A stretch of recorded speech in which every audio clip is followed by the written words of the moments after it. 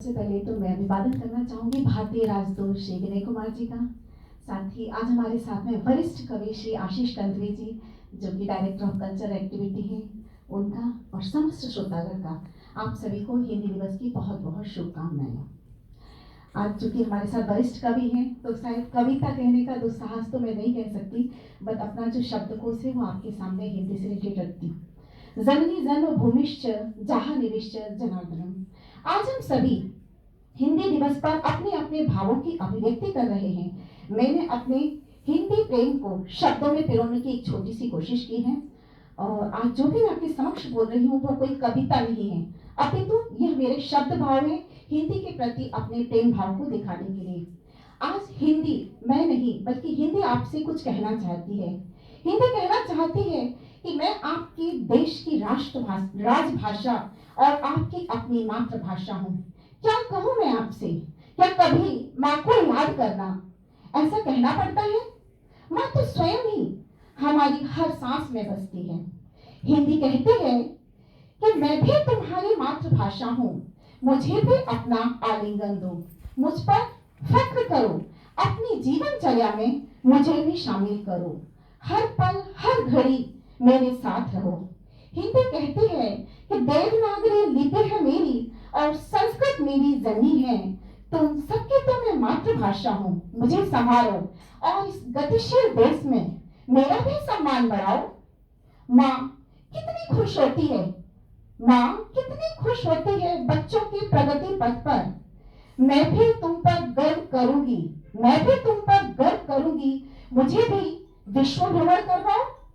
हिंदी कहती है कि स्वतंत्रता के दिवस की साक्षी हूं मैं देश का गौरव हूँ, समृद्ध हूँ, सुदृढ़ हूँ, बहुत ही सरल सहज और प्यारी सी भाषा हूँ, अपनापन की खान हूँ मैं, हम सबका स्वाभिमान हूँ मैं।